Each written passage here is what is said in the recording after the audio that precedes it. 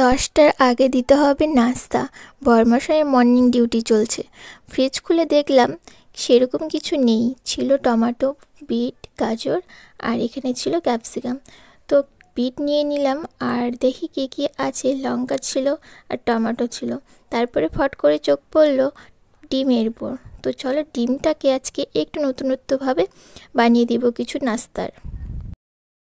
রোজ একই রকম নাস্তা কারোরই ভালো লাগে না, আর আমারও নিজেরও বানাতে ভালো লাগে না।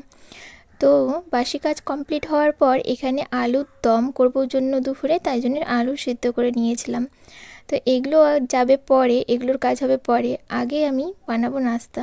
এখানে সেমাই ছিল কালকে রাতে, আবার নাস্তার জন্য ভেবেছিলাম ছোলার তরকারি করে দেবো, রুটি করে দেবো, কিন্তু ছোলাটা রেখে দেবো সন্ধ্যাবেলায় খাওয়ার জন্য।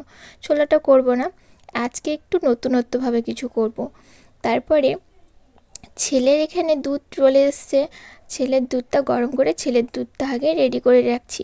ও যখনই কান্না করবে খাওয়ার জন্য তখনই খাইয়ে দেবো, তাই জন্য নাস্তার আগে ওটা আগে রেডি করে নিলাম। তারপরে বাকি সবার জন্য এখানে লাল চা বানিয়ে নিচ্ছি। তারপরে নাস্তার কাজে লেগে পড়লাম। এদিকে বরমশাইয়ের স্নান হয়ে গিয়েছে, পুজোতে বসে পড়েছে। যে পুজোটা ও দিয়ে থাকে তাহলে একটু সুবিধা হয় সবারই। তারপরে দেখো এখানে আলুটা ঝুরি ঝুরি করে কেটে নিলাম, জল দিয়ে ভালো করে ধুয়ে নেব। তারপরে কেটে নিচ্ছি পেঁয়াজ। আর পেঁয়াজটাকে এভাবে কাটতে গিয়ে দেখছিলাম খুব একটা ভালো হচ্ছে না, তাই জন্য আমি ছুরি দিয়ে কেটে নিলাম পেঁয়াজ আর লঙ্কা। তো এখানে কড়ার মধ্যে দিয়ে দিলাম তেল। তারপরে আমি এখানে দিয়ে দিব পেঁয়াজ আর লঙ্কাটাকে ভালো করে ভেজে নিব। তারপরে ঝুরি করে রাখা সেই আলুটাকে ভালো করে পরিষ্কার করে ধুয়ে নিয়েছিলাম, তো সেটা এখন দিয়ে ভালো করে ভাজা ভাজা করে নেব। আর এর মধ্যে লবণ আর হলুদ দিয়ে নিচ্ছি। তারপরে নামিয়ে নিয়ে আলু ভাজাটাকে নামিয়ে নিয়ে এখানে আমি ডিম দিয়ে দিচ্ছি। আর এদিকে ভাজাটা হতে হতে আমি এখানে বিটটা ভালো করে ছুরি ছুরি করে নিয়েছি। আর প্রথমে অমলেটটাকে আমি হাত দিয়ে ছড়াতে গিয়েছিলাম, তারপরে ভাবলাম না, হাতের থেকে খুন্তিতে ভালো হবে, ছড়িয়ে দিলাম। আর এদিকে হতে থাকবে লো আঁচে দিয়ে দিয়েছি আমি অমলেটটা বানানোর জন্য।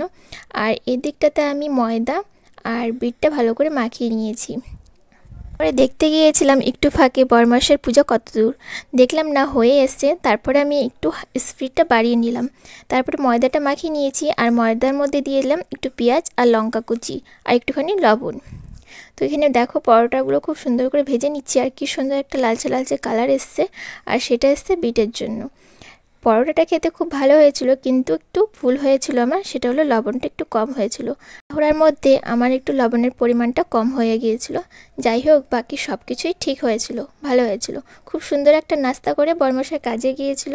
তো তোমরাও এভাবে ঝটপট শর্ট টাইমে বানিয়ে দিতে পারো এরকম একটা নাস্তা।